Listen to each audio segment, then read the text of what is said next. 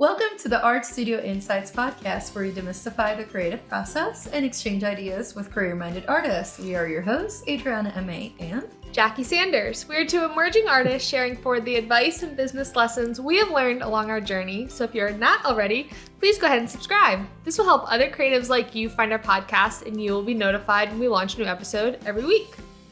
On today's podcast episode, we are really excited to welcome David Wilson.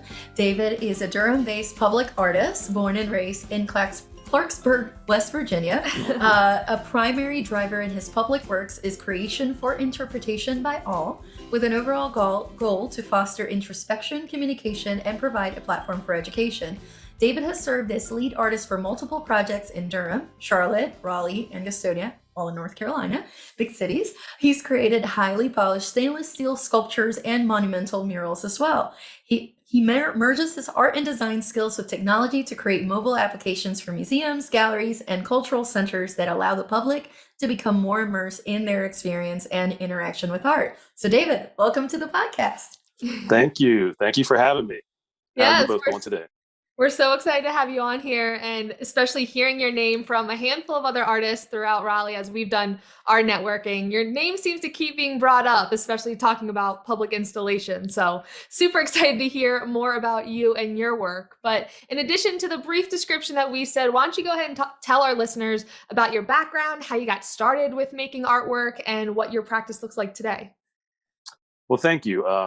And thank you for having me and inviting me on. I'm always humbled and honored to know that, what I'm doing in a public capacity and creating art is making some type of impact. So that's all the way down to project partners I worked with in the past. And if they're spreading the good word that, David was a great fit for this project and for this community, and it resulted into a long lasting, impactful piece of artwork, I feel like I've done a good job. So I'm glad this landed me here with the two of you so I can talk more about public art. So, it was I guess a difficult journey to find my path to public art. I started out as a fine artist, of course, received a undergraduate degree in fine arts and with a major in design. And I worked as a graphic designer for close to 18 years with Whole Foods Market, now Amazon. Well, Amazon Whole Foods. Very cool. Yeah. It was a very interesting position. It wasn't the typical, set behind a computer in a cubicle type of design position. It was one at the time where before Whole Foods was known here in the Triangle, it was Wellspring Grocery, which was more of a small food co-op, and they had a really unique way to promoting and marketing their product set. It was usually a lot of hand illustration using chalk or markers, and we would take these large pieces of white paper and create these beautiful posters using hand illustrated font and type. And I'd have just these big bins of like red paper for maybe a tomato, and I would make a shape of a tomato and cut that out and then paste it down onto this huge white piece of paper and write the price on there and label it as organic and where it's from. And they put these up in the storefront windows as ways to advertise. You can see them from the street. You can see them from the sidewalk in the parking lot. And, I just thought it was a really unique way to promote it. Kind of took you back to those old time days of how, sign making. Yeah. The lost art of sign making. Exactly. You look at how that was used to do everything similar to what I'm talking about now, to painting on the side of like even downtown, like the tobacco warehouses. A lot of instances, those were all hand painted onto the actual brick facade of the building. So in a way, convoluted way, I guess it was leading me on a path to public art, because that handcrafted approach to creating art, even though it was in a marketing and advertising type of setting for Whole Foods Market at the time, it allowed me to really have an interaction with the people that shop there, because there were chalkboards outside that I would have to emblazon with some type of special event. You got a chance to really talk to the people coming in and out of the store because it's right there at the front entrance. So, I enjoyed that aspect of how my art could catch someone's eye, maybe, move the conversation beyond whatever it was the product that they actually came in there to purchase, to just, about the community, about family, about, overall health, sports, you name it. You just got different type of conversations. And a lot of those conversations led to arts professionals who were here in Durham. And I remember making connections with some key folks down at the Durham Arts Council. And they had asked me, well, have you ever done anything? Have you ever built a sculpture or anything? And at that point, no, I was more on the two-dimensional, painting, illustration side. And so we have an opportunity for Centerfest, which was their, annual summer arts festival, celebration of the arts in downtown Durham. And they invited me to create what was called the centerpiece at that time, which was, an interactive for the most part. Every year they wanted something to be interactive with the primarily the children and the participants there from the community during the weekend celebration. And that was my first public art. Well, not first, but that was like my first into really the heart of Durham, creating something where it involved coordination, not with just the Arts Council, but with arts professionals like teachers and educators and school groups to come together and make, even if it was just a temporary installation for the weekend. And that was fun. It led to all their connections to, speaking with artists who lived here in the community. Another artist at the time, Emily Weinstein, who is a magnificent painter. A lot of her murals you'll see up throughout the city. She approached me about doing a mural for the city of Durham that would honor and celebrate Durham's Black Wall Street history. So just sitting down and talking with her, and we can get into that a little bit more, how that really took my public art career off into a trajectory that seemed like it was making sense, right? It really kind of fueled me to say, okay, I want to investigate these opportunities more and not just rely on them coming to me. I want to seek them out more. So here we are. It was like around 1999. So we're about 22 years later. I feel very, again, proud and humbled to have had the amount of projects I've had. Humble to have, in the scope of that too, to have grossed over $1 million just in commissions, Nice. And receiving public art commissions. And it's great that it translates now into this current workshop with Cynthia and Triangle Arts, where I can serve somewhat as hopefully an example of, you can do this, right? You don't have to, particularly be set in a major metropolitan city like New York or Chicago or LA to have success in this capacity as a public artist. So I love it. I love being able to work with different people, different backgrounds, different communities. So it's been a blast the entire journey. And I'm looking forward to talking to you guys about, some things that are happening now and answering any other questions that you might have. Absolutely. Quick follow-up question. So you mentioned some of your earlier public artwork being, somewhere in the late 90s. At around that time, did you actually leave your designer job to go art full time, or did it take a little bit longer to transition? Perhaps you still have a side job. Like how did that look to bring us from, from that time to today? Like how did that shift? That's a great question. I did continue my full-time job and was fortunate enough to have a supervisor and team leader in the marketing / admin department for Whole Foods who supported my outside endeavors. And not just me, they supported anyone who had, if you were in a band or, if you were really active in your kid's school, like they really promoted to try to figure out ways where you could schedule your time and be efficient and effective at work, but also give you the opportunity to go out and really explore these things outside of work that we're passionate. So I continued to work Whole Foods. It was, still something that I enjoyed doing as a designer. I enjoyed that aspect of being able to, have a full-time position where I was still able to do something creative for, 8 hours a day. And then it gave me the flexibility as well to still continue to seek out public art opportunities. And, great that there were opportunities local as well. I didn't have to go, 3 or 4 states up or down or out west in order to find these opportunities. That allowed me to still stay somewhat close to home base and, Nice. go after maybe a small opportunity in Durham or even a little bit further down the road, like in Charlotte or across the way into Chapel Hill. Yeah, definitely. Yeah, Yeah. and I And think there is. I'm sorry. Go ahead. So that's one thing that we talk about a lot with fellow artists and on the podcast as well. Like, is that transition moment from if you have a full-time job into potentially becoming a full-time artist, but also kind of bridging that understanding of it does look so different for everyone. Some people need to go full in with full-time art business in order to hit goals that they want, but others can very easily or very strategically balance doing both because there are benefits to having the consistent paycheck. It kind of relieves the pressure off your creative practice. And so just talking about how so many artists do it differently. Some kind of do a easing away from the day job. Some people give in their notice tomorrow and figure it out. It really depends on how you work as an artist, as a person. Do you thrive under pressure or do you need that stability? And so we really appreciate you sharing that was kind of a balancing act of doing both.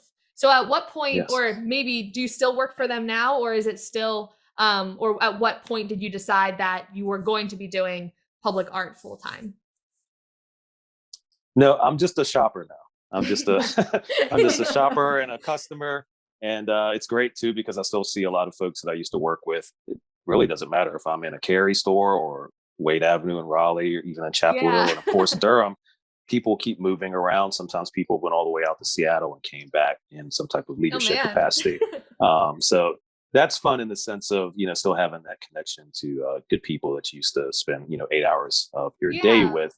But no, just full-time public artist now. And, I can't really put my finger on what it was that maybe pushed me to the point of saying, okay, this is going to be my full-time focus now, which is public art. And I've made my mark with Whole Foods and then the design aspect of my life. Now it's time to focus on public art.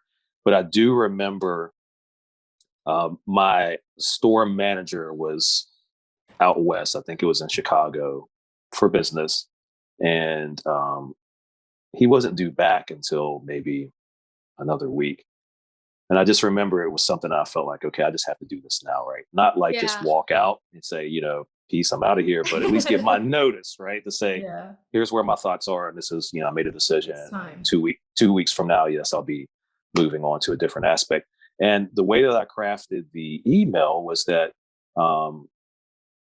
not that I was retiring from Whole Foods per se, but I sent an email to my store manager and copied the regional president, thanking them for all the support and love during the time that I worked there. It was great, really getting to know everyone, and I appreciate all the flexibility they gave me in pursuing my art career. But I said I'm retiring from work as of today.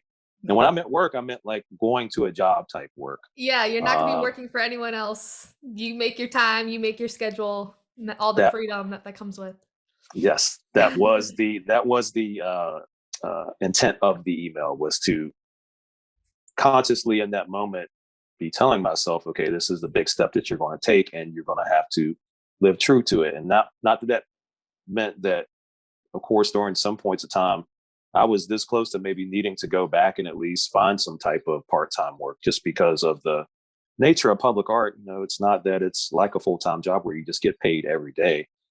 There are huge gaps sometimes in between payment on a project, and that's something we can, maybe get into a little bit more details as we talk. But there was many times when I was this close to, picking up the phone and saying, hey, got anything open for me?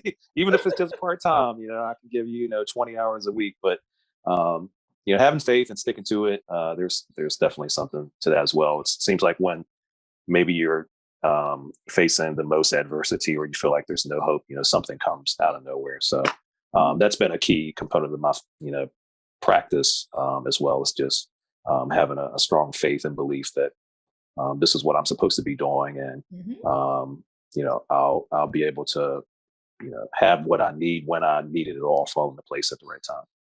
Yeah.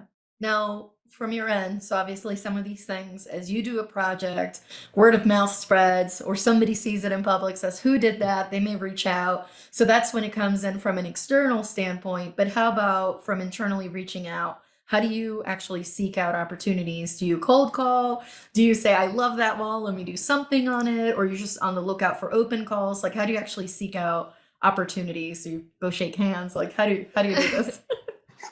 That's a great question. And that's something that we're working with the artists who are in the workshop with Triangle Artworks right now, is to kind of get, not everyone's path is the same, right? But even though you might have a different way to get there, everyone in this workshop is focused on the same goal, which is to be more successful in a public art capacity. So there are opportunities where you have to be like a guerrilla artist and just, you see a wall every day, maybe you walk past it and you need to, go back to your studio and draft up a proposal, figure out what it might cost to actually create some type of treatment, a mural, or even if it's just something temporary in the sense of like a vinyl exterior mural wrap that could be placed there for a time, just to generate interest, in that space.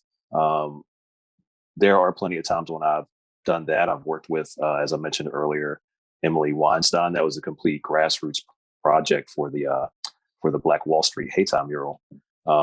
We went directly to different local businesses.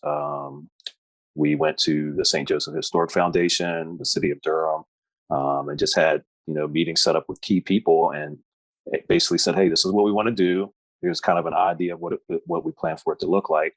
How much can you help us? This is our goal." So this was back in 1999. This was before crowdsourcing and fundraising, things like that. Yeah. We just wanted to make this mural happen. So we did what it takes to and find that funding and find that support. But now it's more I'm seeking out opportunities through websites. There's different listservs. I am incorporated into some of the public art pre-qualification pools where they just automatically send you out emails for any opportunity, especially locally. So, the city of Raleigh Artists, I'll get emails from them, broadcasting, hey, there's new opportunities on the horizon. The city of Durham as well. Charlotte in some capacities as well through some of their arts organizations, not so much as directly through the city.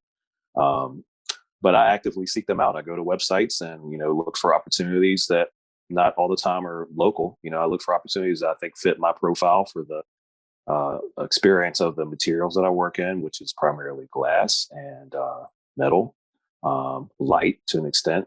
And I seek those opportunities out and try to, just determine what would be a good fit, maybe based off of what my current schedule is.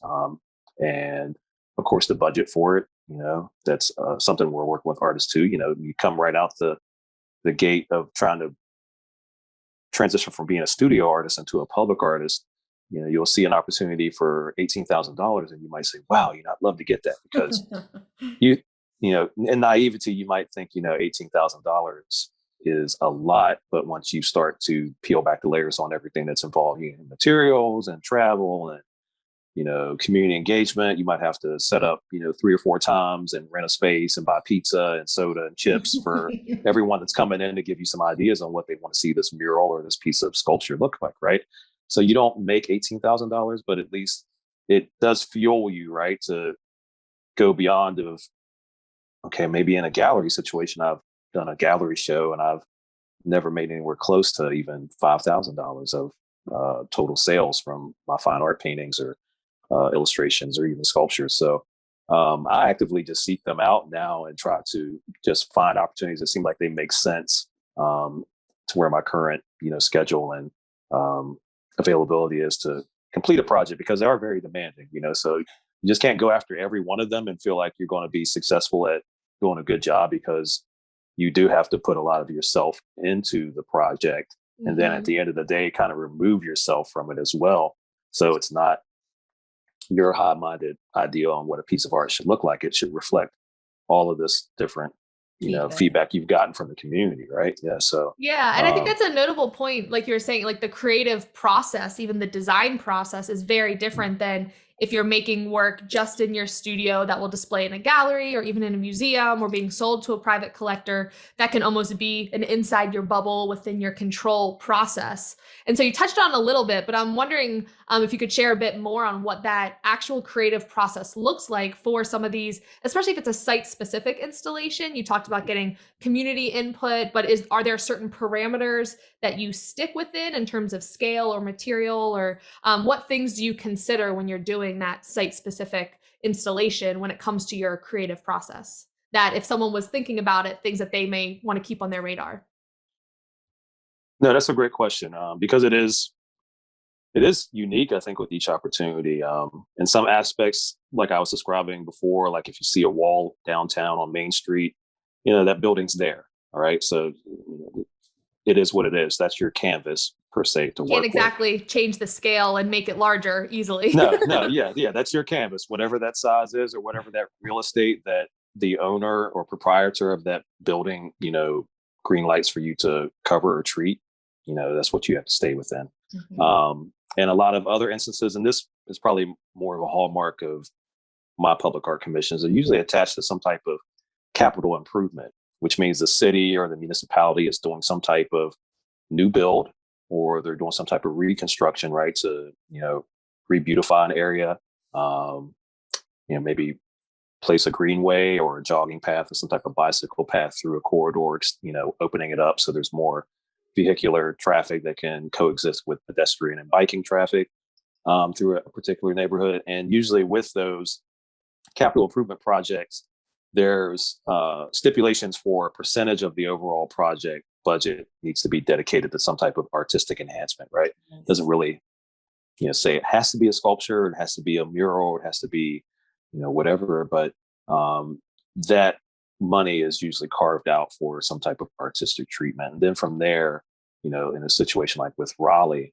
Raleigh Arts works with the city of Raleigh to, filter through some of these opportunities where, you can do calls for artists to submit, applications or proposals to create something for that capital build. So that's where more of my projects have stemmed from. And, most of them currently right now are based in some type of capital improvement situation. And those are not as locked in as maybe the building downtown where you'd want to do a mural just by approaching the owner. But you do have some constraints, right? If it's where your work might be sited near flagpoles, and I've run into this a couple times where they don't want the artwork, the sculpture to eclipse the height of the actual flagpole. If it's, Okay, got the yeah. state flag on it or the, the national flag on it, you don't want your work kind of rising above that, right? So you have to kind of keep it in scale, which makes sense. I'm not trying to go out there and grandstand, the state or the Yeah, nation so through my public art. even though it's a 2D design of a mural, you do have to be aware of the 3D space that it's going to be placed in terms of trees that are around it, which parts may be more hidden, and yeah, outside objects, including landmarks. That's definitely a Exactly. factor that you don't necessarily have to think about if you're making a painting that can go in a gallery. Yeah, and True.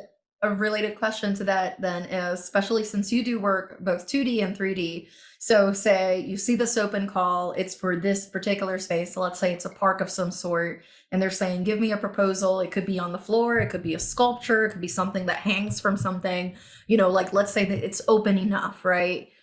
How do you then go ahead and kind of get your design and creative process in there? Do you take pictures and then like work in some sort of 3D software or Photoshop or something like that? Like, what does that look like for you to be able, or maybe old school, like color, pencil, and paper? That's cool too.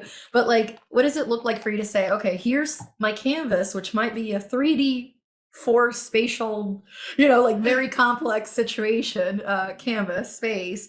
And how do you go ahead and then I have all these ideas and put it in such a way that you can help them envision it, at least to the point of them wanting to talk to you and interview you? Because I know with some of those public art ones, you don't just apply and they pick you. They might actually like get finalists, then set an interview. You have to basically sell them on your vision, so to speak, before they'll even go further down the road. So what does that look like for you? Because I know it must be challenging. You don't want to pour all of your heart out for possibly a no, but you still want to give them, like, you don't want to spend 500 hours on something that might be declined, right? But you also want to give them enough that they're interested and they want to talk to you more and, hopefully give you the bid. So, yeah.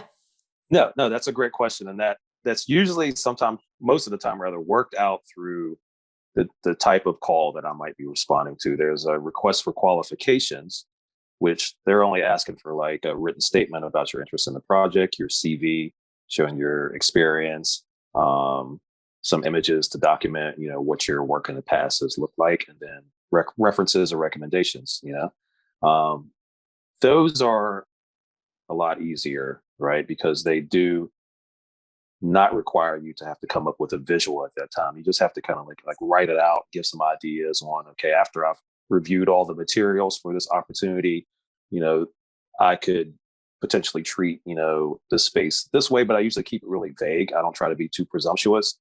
And most of the opportunities for public art, at least that I've participated in, they require community engagement. So I can't come right out and say this is exactly what this piece will look like without, you know, getting buy-in from the project stakeholders and the community investors that will be receiving the art once it's done. Now, for a request for proposals, that's where they definitely want you to give an idea of what this form or this facade treatment, which would be a mural or some type of anything could be cantilevered off of the surface of the wall, right? It doesn't have to be painted directly onto it. It doesn't have to be completely vetted out and finalized, but they do want to have an idea for scale. They do want to have an idea for materiality, like, are you going to be using, stone? Are you going to be using glass? You're going to be using metal, a combination of those. Sighting, like where will you site it that will give the best sight lines for pedestrian traffic, but also for vehicular traffic too. In some aspects, it might have to be something where it's near a corridor or a thoroughfare where NCDOT has some buy-in to it as well, right? So there's nothing that's flashing or distracting the drivers, nothing that's yeah, that's a big one. kinetic movement, right? Like you don't want people driving off the road trying to look at the art. So there's a lot of different factors once you really review the either the request for qualifications or the request for proposals, and they'll give you really a lot of the framework in which you would either write about kind of your vision for what this piece could be, or you actually write about it and give them some rough models or maquettes. As a designer, I'll rely on my design aspect. So yeah, I'll use software that's on my desktop to model up different views, a top down, a side elevation, to give you or at least the selection panel committee an idea of what this piece could look like, and then give samples of different materials that could be used for that. And then once you get further down the road, maybe you do make the short list out of like 500 plus applicants from the United States, maybe even international, that might apply for that one opportunity based on the scope of it and then the budget. Hopefully you make the short list. You, out of that 500 pool of candidates who applied, you make it to the top 5 or the final 5 or the final 3. And then from there, they might ask you to refine that, right? Like, okay, we like what you kind of gave us a tease to. Can you refine it a little bit more? Maybe even make like a physical model, which I rely on. I can do that in my studio, or I work and partner with other colleagues who might be architects who have a studio, and they can maybe take some balsa wood and do the thing of making some miniature models that I can use in a presentation. So there's multiple ways to go at it. At the end of the day, what you're focusing on, or at least what I'm focusing on as the artist going after the opportunity, is not to give too much, because I think everybody on the panel gets it, or hopefully for the most part, they get it. Like, he can't, give us an idea on exactly what this thing will look like, but you want to try to hit the mark as close as possible. And then allow, your experience and your ability to communicate, with that review panel, make connections, and, hopefully your references too, of course, probably all back that up. People say, oh, he's a pleasure to work with. And from there, you just kind of sit back with your, I don't really sit around and wait for responses anymore. Like, once I submit them, I try to just turn them in and just leave it alone. I try not to like do a bunch of thinking about it. Yeah. Because there's too many, there's already things I'm working on now that require my mental attention. But after you kind of turn it in and you've responded to the opportunity and you've given what you feel is your best shot of at least providing a little peek into what this opportunity could result in the form of a sculpture or some type of 2D work, you just sit back and wait, and hopefully you get that call saying, yes, you got the commission, or you made it to the final 3. We're looking forward to talking to you a little bit more and getting some more information from you. And can you build us a model to, maybe it's like a in-person. The past couple of years, everything's been more Zoom based, not right? Yeah. But, yeah. Back in the day, you would have to come in with your box Maquette. or your maquette and just open it up and set it there and talk about it, which is fun because you always get the chance to see people. They'll pass it around the room, or they'll come up and actually, if it's on a pedestal, kind of walk around it. And it really leads to a lot of good feedback and questions, hard questions too, by the selection panel members. Because in a lot of cases, these are like project team members. So you'll have engineers, you'll have architects, You have city planners who are Yeah. sitting in these capacities before making a final decision. So they'll point out and they'll say, okay, yeah, that's a good site for it. Or, based off of the proposed height that you have for this piece, it may have to move here or there. And then that way you can start to have these conversations on the front end, and they get a chance to see how you're able to think quick on your feet and be adaptive to situations, right? So that all goes into, of course, at the end of the day, having them figure out, are you the direct fit for this project or not? Yeah, definitely. And while you're kind of waiting for maybe those applications to get responses from them, I'm sure you're filling out several others, kind of getting projects in the pipeline, so to speak. Keep the odds in your favor. That's true. I am a volume guy. Yeah, I do. Yeah, I Yeah. do number like the two. aspect. Yeah, I do like not so much as flooding it, but at least making sure that all the opportunities I felt like that I would be a good fit for have been vetted out on my end at least. And at the end of the day, I might say, okay, just because of where that is, or some of the other aspects. Now that I've read a little bit deeper into the call for qualifications, I'll rule that one out. But I do try to apply to as many as possible, and I do thrive on collaboration. I think that was in my statement. I love partnering up with other artists, because I feel like that gives me new insight into maybe a creative approach to, especially a situation where I'm not a sculptor by heart. Of course, I'm more of a 2D designer and painter, but I see a lot of things that are two-dimensional and three-dimensional form. So I can visualize it and sketch it up.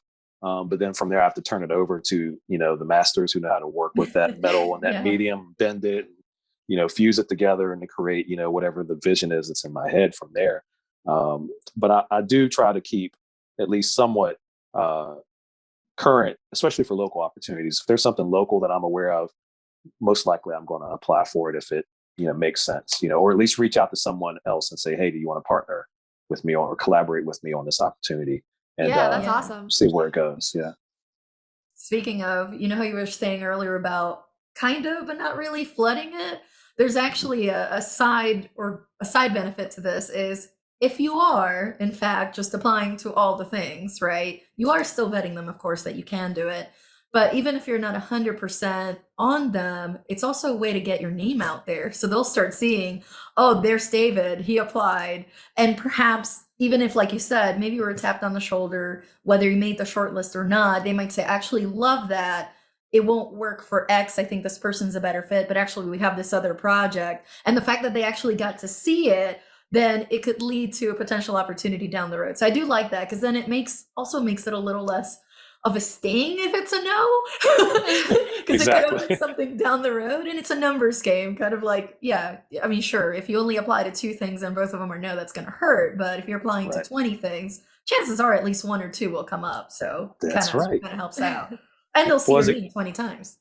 That's true. That's you make a keen point. Again, all things that we're discussing and trying to impart in the public art workshop with Triangle Artists, or Artworks rather. There's overlapping connections and relationships in the public art administrative side. You have public art consultants, you have public art directors, you have directors who are working with Parks and Recreation, who might not have a direct title as being a public art director, but they handle a lot of public art responsibilities just from the nature of their department getting a lot of capital funding. Either it could be federal and state, or just one or the other. Usually, it's a combination, or just state funding to do something new right in a neighborhood, a new park, or this park needs new features. All the playground equipment is outdated and it's dangerous, and we need to come back in and like re-level the sidewalks. And as a result of that, we're going to carve out some funding for a public art or some type of art elements or enhancement. A lot of times these people might know as well, since they're in that high profile capacity of knowing where opportunities for new builds are coming. They also might be linked into private investors who are coming in to put a business in. Oh, So in that aspect, Yeah. they control they control the narrative. They don't have to go through the city of Raleigh or the city of Durham's public art request for qualifications and finding an artist, right? Like vetting it out that way, because the funding is theirs. Means they don't have to have an open process or open call. They might call directly a public art director or a consultant who's been retained by the city or municipality and say, hey, give me 3 or 5 people that might be a good fit for this opportunity. And then you get those, kind of out of the blue inquiries like, maybe a heads up email, so and so from Lifetime Fitness or whatever contacted me, and they're opening a new flagship store, and they want a big mural inside the aquatics area or inside the basketball space. Can you come in and do that, or give a proposal for it? Nice. So there's different levels to having to be able to write out what your vision is, and almost kind of sell yourself, be your own agent, in a way, because it is a different process when you have to go through a private client versus a public client. But all those overlapping connections, again, still bode well for you as the artist, as long as you are making more connections and increasing your visibility by putting yourself out there. Yeah, if you apply for one project per year, your odds are either you're going to get it or you're not going to get it, right? Yeah. So that window is really small for you to kind of increase that visibility for what you do. But yeah, if you go up to 20 and take that number up more, maybe you get a couple, and on top of that, you raise the antennas for folks who are working at that capacity that will connect you with maybe some private ones that are not, in that same calendar year, but just because they know this company's coming into the area in a year or 14 months from now, it might timing wise segue perfect to where another opportunity you just got will be completing. So you can kind of move right into another project. And that's the beauty of it, trying to like string projects together to where you're not going crazy by having 5 deadlines due in the same month, but you can hopefully plan it to where as they, kind of overlap to an extent. And a lot of times the creativity fuels, different ones too. If you got 3 or 4 going concurrently at the same time, they could be all for different type of, maybe 2 of them are sculptures and 2 of them are 2-dimensional facade treatments, but just something about whatever you're doing for another project might lend to this one. Maybe you couldn't figure out like a particular color palette, but through working on this other project, the kind of light bulb goes on and says, oh, that's what I need to explore for this other one. So there's some benefits to it as well, to having multiple things going on at once, as opposed to just saying, I like to work on one thing at a time. But everybody has a different approach to it. So whatever you feel most comfortable with, I always try to champion and promote, stick with what you know best. But hopefully you can take some of the things that, like the artists in the workshop can take some things that are just kind of standard practice and maybe roll it into what they do and make it work for them, fit it for their own profile. Yeah. And I think that is an interesting point too, as you touched on being a public artist. You kind of have to balance, in addition to being a visual artist, you have to balance so many different mediums and scales and types of work that you're making based on all these different proposals too. Like being known for a specific style may become a little bit harder if you're doing murals and sculptures in corporate buildings and outdoor sculptures. It's different than creating a cohesive series of paintings that you can make. It's maybe more obvious to some of, oh, that artist did this painting as well, versus connecting a style of mural that may be a very specific commission to a very open-ended sculpture open commission call. So how do you juggle those? And also from an income stream, I know you've talked about doing murals and public sculptures, and you brought up that you're teaching now too, which is amazing. As your own entrepreneur business, how does that look income stream wise in terms of percentage of where your income comes from teaching or public art calls or private commissions, all those things? Great question. Yeah, I'd say 100% of it, is from some aspect of public art. A lot of my gallery and fine art side of me has kind of been put to the back for the past 3 to 5 years. I still have ideas and I still work on a few concepts, but I'm not doing gallery shows, either solo or group shows, actively, at least at the moment. I don't take on a lot of like freelance design work or like portrait work or anything like that. So yeah, 100% of it is either coming from public art, either an actual active project, or something that's connected to it, like what I'm working on now with Triangle Artworks and the Public Art Workshop. And just managing that, you just have to. That's an aspect that's getting you commissions, is to be able to have some type of savvy with handling a budget. Because once you do receive a commission, not only are you the artist, but you are the accountant, you are the project manager, you are the hiring manager, right? Yeah, you might have to vet out subcontractors, right? So you wear a lot of different hats, and you're paying yourself, at the end of the day, but you're also working to make sure that you're creating, your work within budget and on time, that you're, planning for the unexpected as well. There's a lot of times where unexpectedly, you might have to switch a vendor or subcontractor. Maybe something with the project overall, with like where the piece was going to be sited changes. So that might call for a redesign or scaling up or scaling back. So there is some savviness to having this as a career where you just rely on what it is you do on a daily basis. And it's not like you get paid every week either. Like you have to hit certain project milestones before you can submit an invoice to receive payment. And then just figuring out how you take a percentage of that to pay yourself, but at the same time keep your project moving forward is the challenge. And you learn it. The more projects you do, you get better at it. That Some personal aspects. finance side too of, okay, this is a big project I have in the pipeline.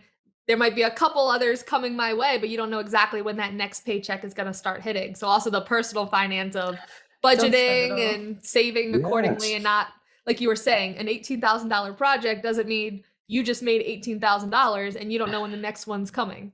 Right, exactly. And that is something that you have to be consistently, cognizant of. The project that could be coming in right behind the one you're working on now maybe gets delayed. Like I know with COVID, there were a couple projects that got put temporarily on hold. They didn't get canceled or completely moved back for 4 or 5 years. Right, a lot of construction did happen, so that construction continued to happen in the city of Charlotte. It happened, on a reduced level, I think, in Durham. Somewhat of a reduced level in Raleigh as well. So those timelines moved a little bit. But yeah, you can't always assume that a project, even though that you've been awarded for it, is going to happen exactly in the capacity in which you thought it would when you initially received it. Because these things are beyond your control. Like you're contracted to be a part of a larger overall thing that's happening, right? So especially if there's federal funding attached to it, who knows which way that could go. Right? Lots of red tape there that needs to be cut and figured out and maneuvered by people who are, not artists, and you probably won't have any connection with. It just kind of trickles down to you at some point. To get light and get started and get that deposit going.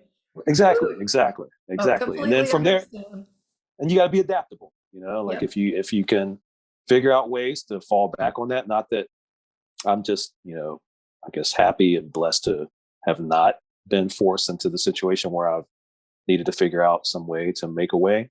But knowing that I could, if I needed to, there's galleries I could reach out to and say, I'd like to do a show, or maybe collaborate with some other artists, friends and colleagues I know to maybe put together a group showing.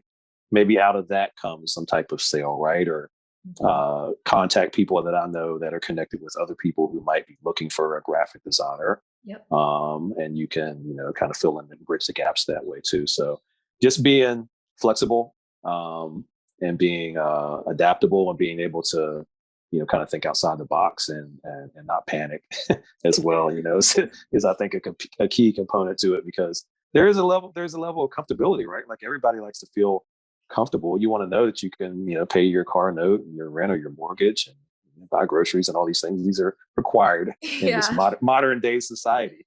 Yeah. But, if you were struggling already in the studio realm, and then you take this larger leap into the public realm where, again, everything might be tethered to milestones. And just because you've done your work doesn't mean that once you turn it into whomever else, it's going to result in you getting paid next week, right? Like, there's terms, right? They might have a 30-day net term on submitting your invoice. So from the time it makes it to accounts payable, that's day one. Not from the time you send it to your point of contact. Right. Like it might take him 2 weeks to submit it, and then that's another 30 days, and all of a sudden you're like, it's been 90 days. I don't even know where this payment is. But That's right. So you have to plan accordingly. Been waiting 6 months, and the first check hasn't landed because we're waiting on funding. Yeah. And Yes. it's like, I feel when's for when's the next round? Can we get this I show feel on the for you. road? I feel Like, for you. just Yeah, give me a deposit. But anyways, that's obviously a whole nother that's a rabbit hole we can definitely go into about like the red tape and funding. And anyways, that would be a whole nother episode. yeah. So we may be able to discuss that. But real Okay. quick, and how would you define success? Not just as an artist, in this case, as a public artist, but however you want to Right. elaborate on that. Well, probably in the public art capacity, I would define success by the lasting impression of you working on a project, right? So that's in the connections personally that you made with project team members or community members, and or your subcontractors too, some of your vendors that you work with to pull off, creating some of the things and installing them, um, and then what the overall art impact makes on the community once it's created and installed. Because after I'm done with it, that community has to live with it. Day by day. They pass by going back and forth to work or to the gym or wherever their destination is. You want it to be something that is going to hopefully cause internal conversations. Get people to think about something, maybe brighten someone's day. Maybe it's something that's functional as well as aesthetic, and it allows someone to kind of sit and contemplate for a moment. So I usually try to build or judge rather my success based off of how a project uh, receives attention and feedback after I'm done with it. Mm. Then the number of projects that I receive, I try not to use that as some type of yardstick or measuring component. I would like to be able to receive commissions. I think that a direct fit for, that I have experience, something that maybe you're close to me as well. It could be something that's culturally based that deals with history, which is always intriguing to me. A lot of projects I've worked on have required me to do either independent study or to do, larger study with a community group on a particular aspect, like with Black Wall Street, going and digging in the stacks at Durham Public Library, meeting and speaking with, living history members from the community that came up to the Hayti Heritage Center and sat and allowed me to interview them and take some notes. That's fulfilling for me. So at the end of the day, I think if, at least for me, I found it, as long as I keep those kind of things at the forefront, the projects come, and then everything that's attached with it, the money, and then people sharing it, through social media and sharing it, through taking their pictures individually, the community members, along with project partners. But everybody sets up their own goals, right? Or everybody sets up their own kind of, parameters for what they consider successful. Some artists, social media is a driving aspect maybe of their success in a studio realm. Maybe they make a bunch of TikTok videos to show their process of how they, do a portrait, and that leads to people requesting portraits of pets or family members or whatever, and they're able to knock those out just because they're a really strong painter and they can paint quickly. Yeah. So that they can usually carry with no problem over into a public project, because they would be the person or have somebody there that's maybe connected with them in a way that's always snapping pictures. It's always like doing immediate post to Instagram and a story, so you can follow with them throughout the day and throughout the week and feel part of and connected to this greater project that they're working on. So if that's, how maybe you operate in the studio realm, then, we, in the public art workshop, we champion and we're always pushing the artist to, again, if that's where your bread and butter is coming from on the studio side, Yeah. definitely take that to the public side. And if you don't have that aspect of your career right now, it might be something you need to look into. Or maybe now you have classmates in here with you. You got their email address, you might have their phone number. Contact them and say, hey, how do you do this thing with TikTok videos? Or take some initiative and just Google it and find out, what you need to do to create a TikTok video. But everybody, artists are, weird in that sense, is they have their personalities, they kind of have their particular, ways about going things. And they might stay really stuck into that structure because that's what identifies them and makes them who they are. So Right. I always preach whatever works best for you, but as long as maybe you're checking the boxes on some of these kind of standard things, making sure your CV is tight, no grammatical errors, kind of laid out really well, your images aren't blurry or pixelated. You have high quality photographs, and your recommendations are solid. Like, as long as you check those boxes, be you and do however you want to do it. And then from there, to see where the chips fall and how it works best for your personal self. Yeah, definitely. And I think that's awesome for being able to translate, where you are as an artist into other forms. So looking back to when at the beginning of your journey, whether with school or even right before you went into the public art realm, what is one piece of advice that you wish you had heard early on in your journey? Not to give up so easy. Like, I think early on, as mentioned earlier, I was the volume guy, and I did apply for a lot of opportunities, and I got a lot of rejections in those. And that did put me into a space where I think during that time when I was working at Whole Foods, I got really comfortable and just said, okay, I'm going to take a break from responding to any public art because I'm just not making any traction. I did this one project 2 years ago. Why can't I, see any stepping stone type of progress from that one Yeah. project I did? Because it was a really great project. Why am I not getting more opportunities, more yeses, and shortlisted opportunities? But I'm glad that I circled back around with some of those folks who were instrumental. Like, when I was in undergrad, I was fortunate enough to have practicing artists who were professors, but they also were practicing in the sense of they were creating even public art, but on a smaller scale, and also still doing studio shows and installations, especially professors who were sculptors. And they were able to really say, listen, there's one project isn't just going to open the door for you. So Yeah. you have to kind of stay at it, and maybe reevaluate what you're doing. Like, maybe your letter of interest is not grabbing people's attention. Maybe your slides aren't really, even if you just have two projects, how are you capturing the images from different angles of those two projects and having high quality photos to represent that work? So if I had maybe that, advice of how to kind of shore up some of those areas earlier on, like after that first project, instead of just thinking, okay, wow, I had this big project, it should be opening the doors for me, right? Right. Why have I not made it yet? I put this application in, but I love that Right. of like not giving up, but then also constantly evolving, constantly seeking how can this application get better? How can this proposal get better? How can these images get better? Because there's always room for growth within Well, you. somebody did all that work for me for that one larger project that I was referencing. It was for the city of Charlotte, Yeah. and it was a opportunity where, as we were discussing earlier, it just kind of came out of the blue. I got this random email saying, hey, there's this big thing happening with Wells Fargo in the city of Charlotte. Would you like to be? I saw your work.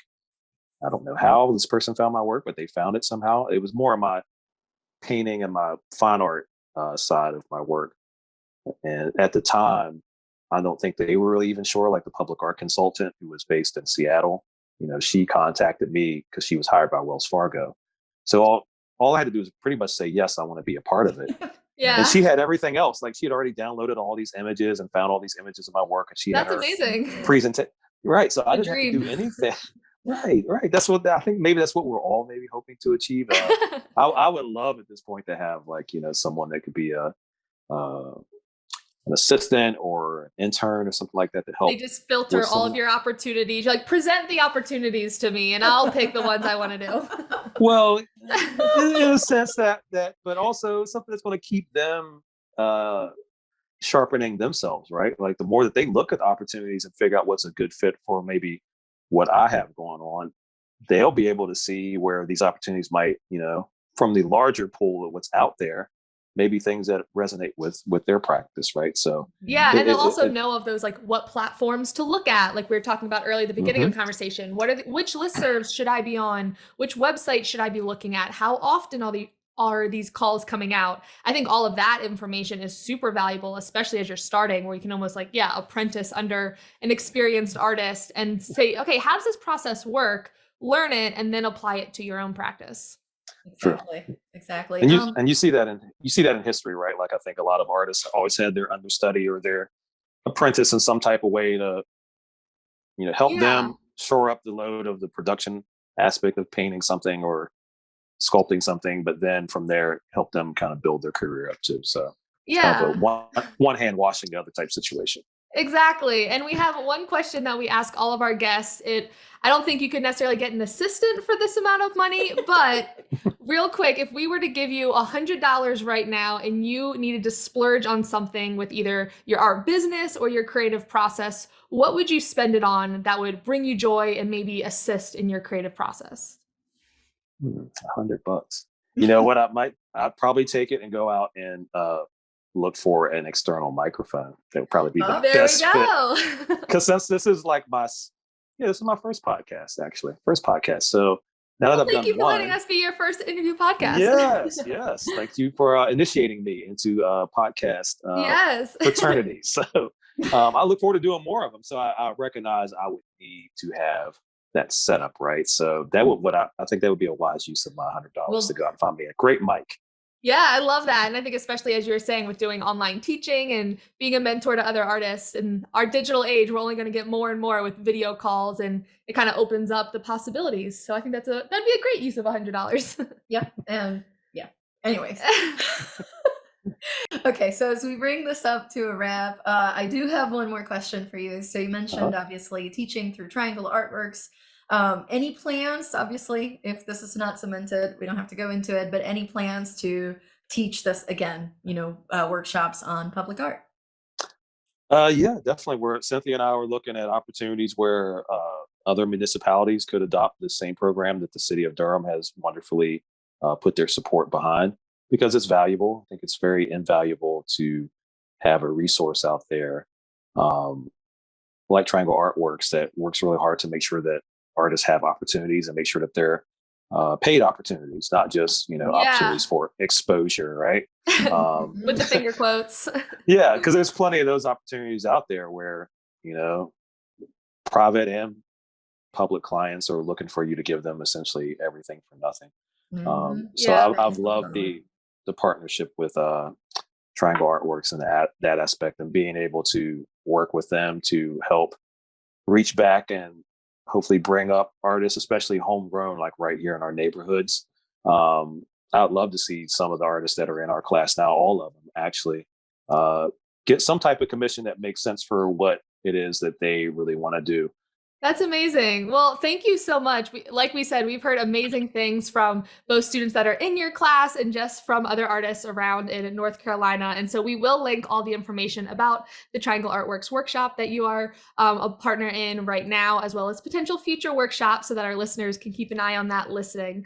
But real quick, before we end this interview, where can our listeners keep in contact with you after hearing this? Your website, social media channels, where can they get in contact with you?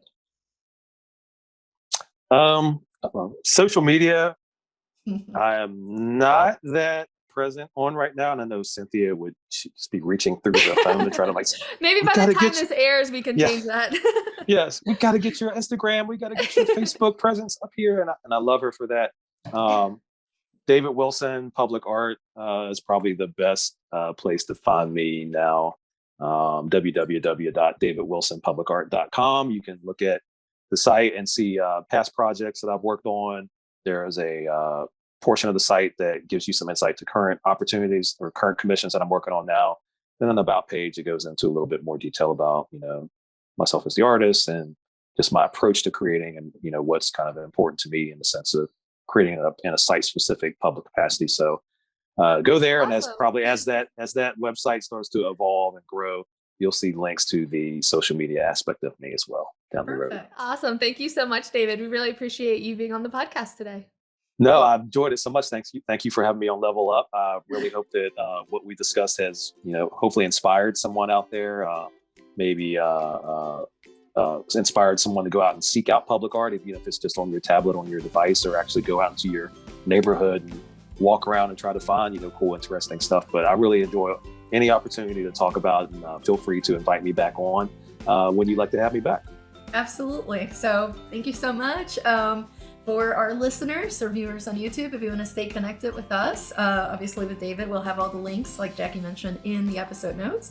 With Jackie and I, you can reach out to us and kind of share things that you have learned on this episode, maybe some ideas, maybe some of those listservs or where you find opportunities. You can find us on social media. I'm at May Art across all platforms. And I'm at J Sanders Studio on all platforms. Thank you so much for listening, and we'll talk to you next week.